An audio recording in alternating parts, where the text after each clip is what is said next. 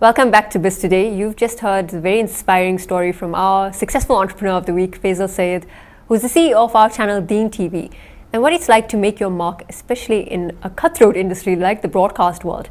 Now, we recently got a chance, the Biz Today team got a chance to go to a very interesting workshop for entrepreneurs, held here in Durban, but happening around the country, called Shift Questions Workshop, sponsored by Nedbank and Raiz Corp.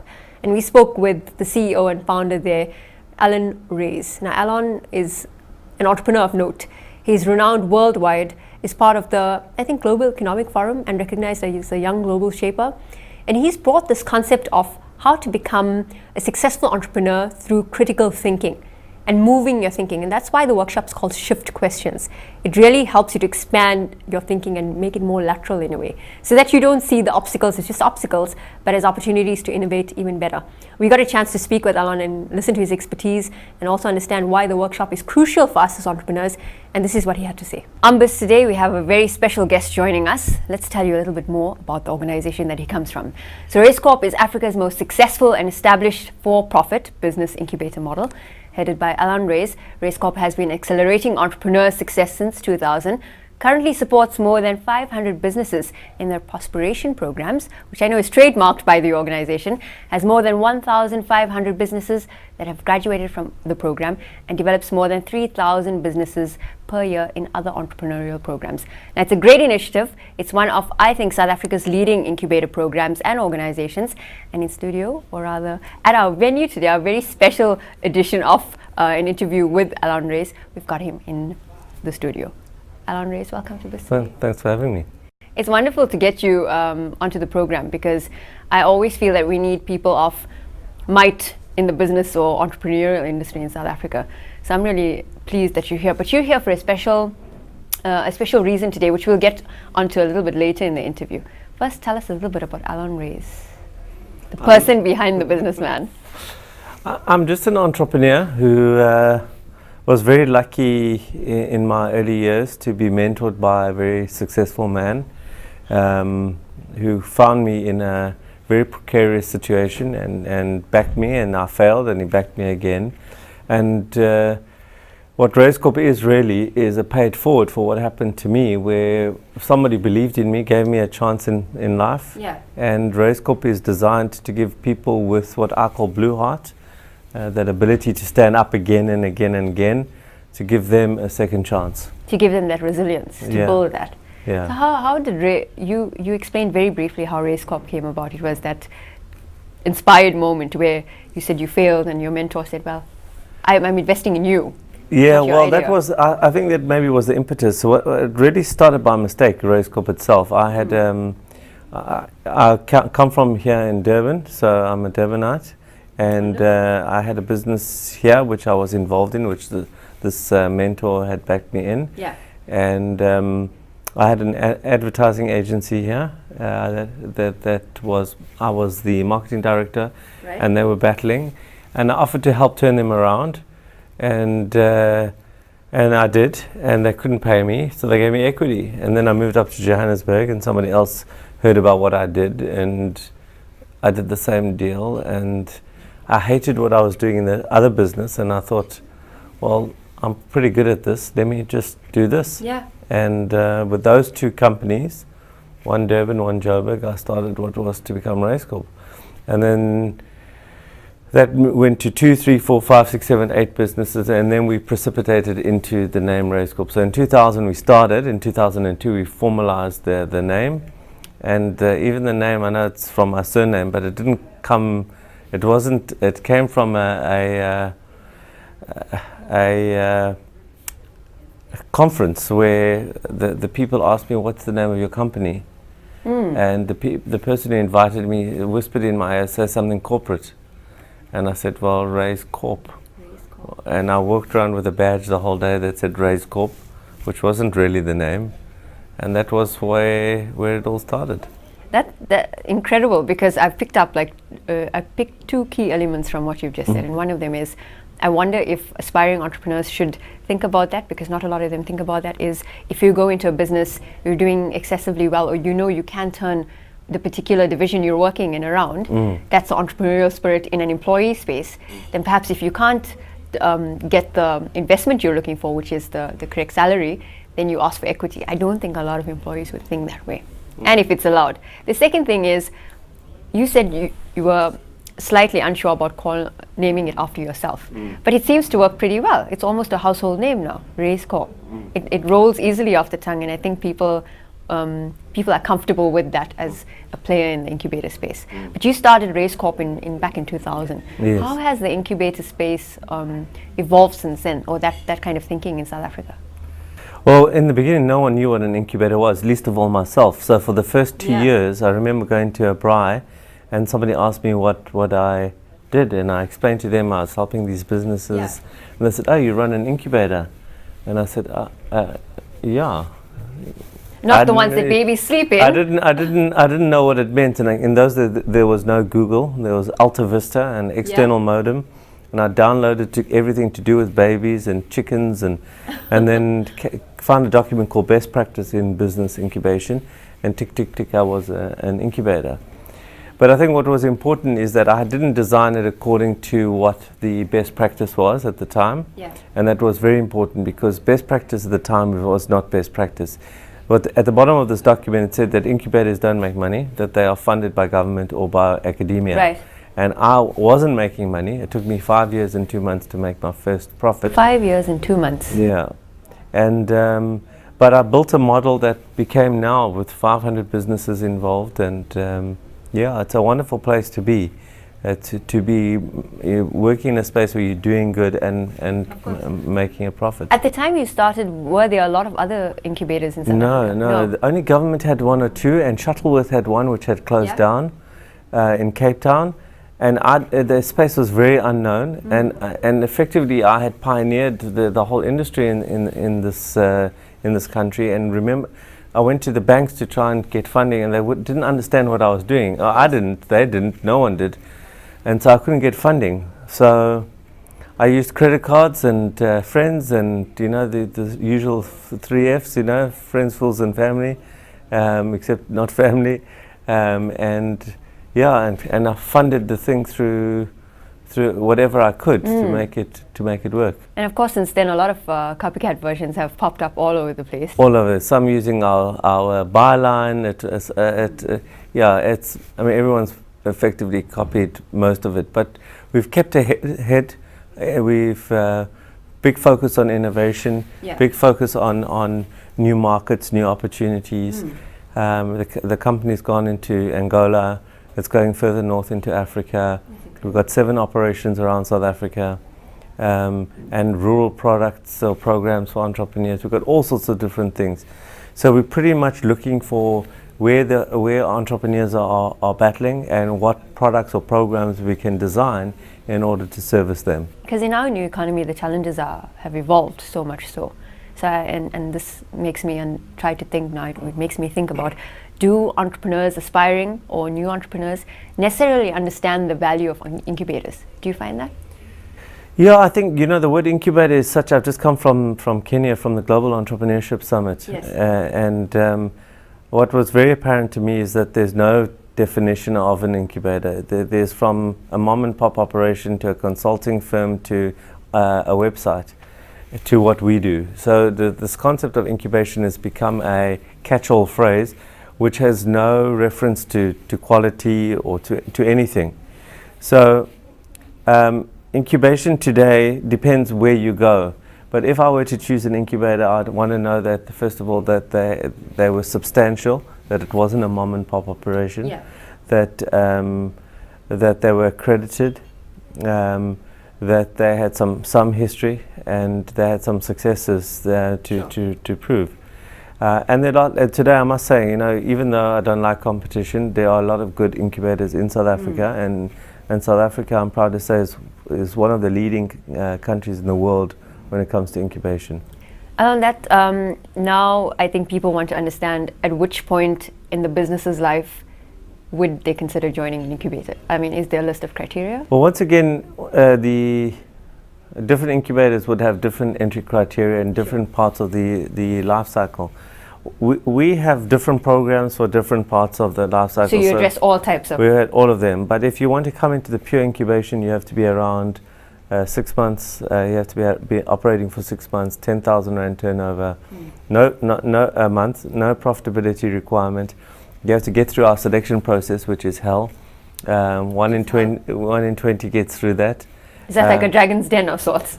It's about your character. We're looking at you. We never look at a business plan. I don't believe in business plans. We look at the individual, and we want to know that they have the flexibility, the ability to learn, and various other characteristics. Because if we are the most expensive enterprise development program on the whole continent, and if you have the privilege of coming onto our program, we want to know that you're going to take full advantage of it.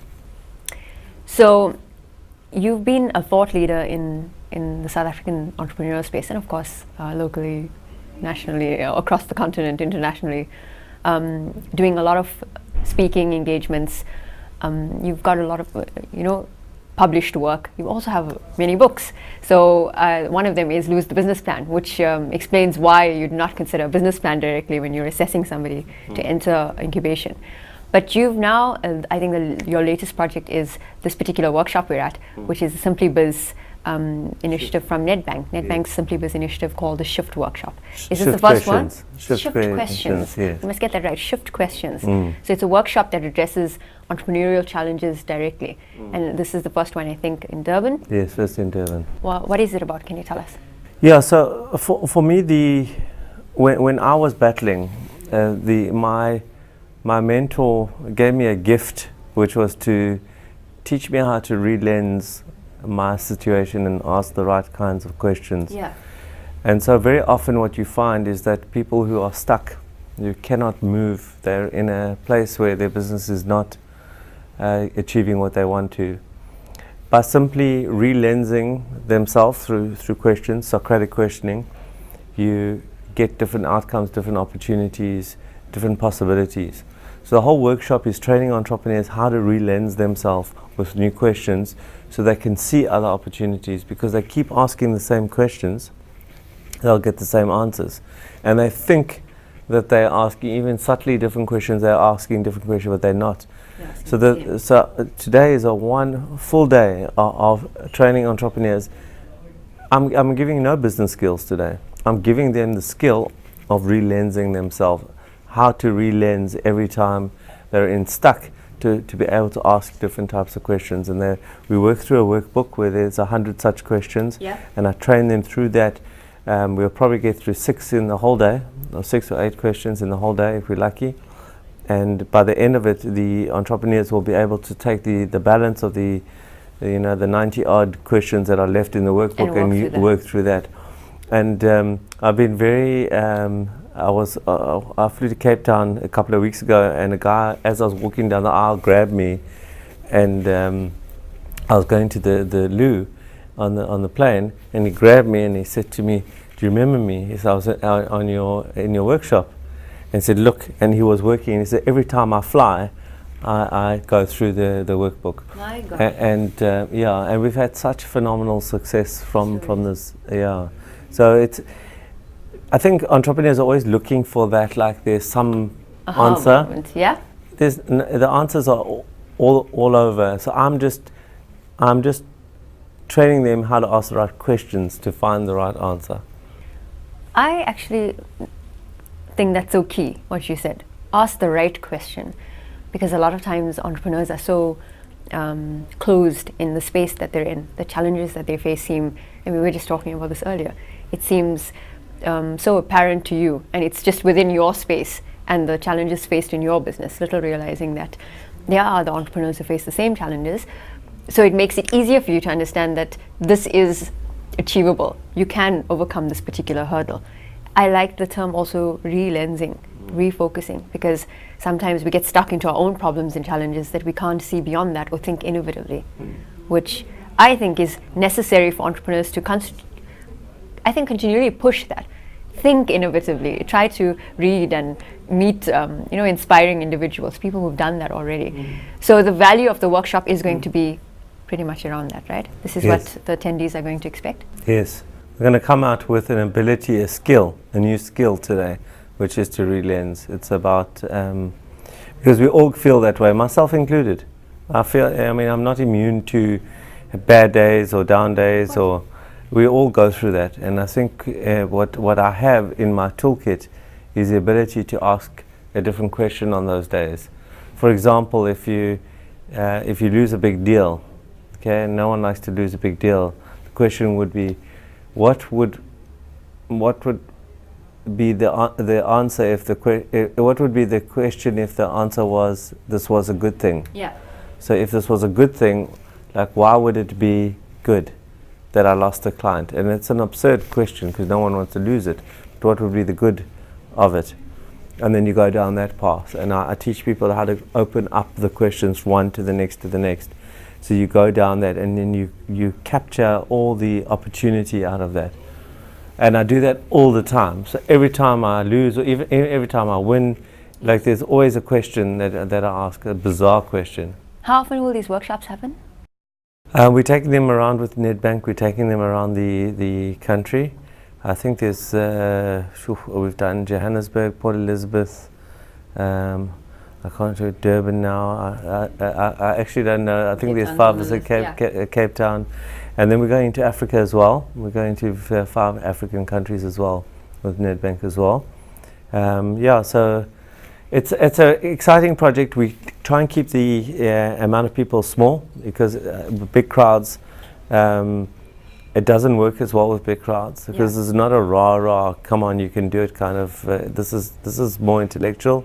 It's more serious, and so with smaller crowds we get better results.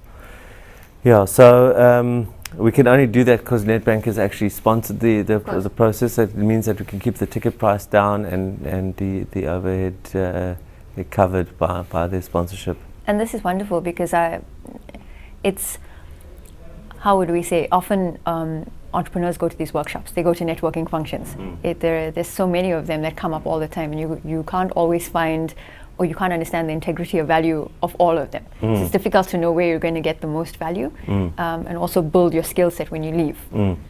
That should be important, right? If you're networking, you should be able to leave with some kind of value. Otherwise it's pointless having to do that.